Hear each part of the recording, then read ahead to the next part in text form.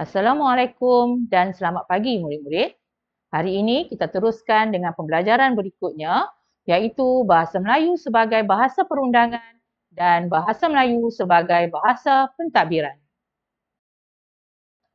Seperti yang telah kita ketahui, Bahasa Melayu telah digunakan sejak dari zaman Kesultanan Melayu Melaka sebagai bahasa perundangan.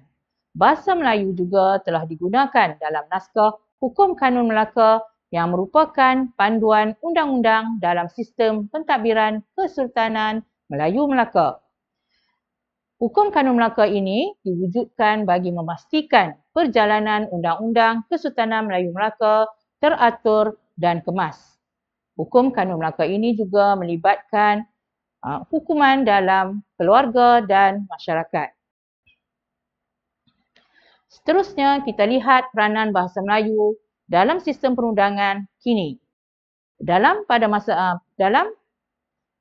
masa ini, bahasa Melayu telah menjadi bahasa utama dalam sistem perundangan negara yang telah digunakan di mahkamah-mahkamah dan ditulis untuk buku-buku perundangan negara. Seterusnya, kita pergi untuk melihat pula peranan bahasa Melayu sebagai bahasa pentadbiran. Bahasa Melayu pada zaman dahulu telah digunakan dalam sistem pentadbiran pada zaman Kesultanan Melayu Melaka dalam aspek urus niaga, komunikasi dengan pedagang asing dan dalam semua aspek pentadbiran negara. Manakala pada masa kini, bahasa Melayu turut dijadikan bahasa rasmi dan digunakan dalam urusan pentadbiran kerajaan. Kamu tahu tak, murid-murid, pusat pentadbiran kerajaan kita berada di mana?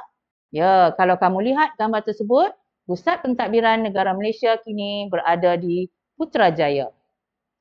Baiklah murid-murid, kita telah sampai ke akhir peranan bahasa Melayu.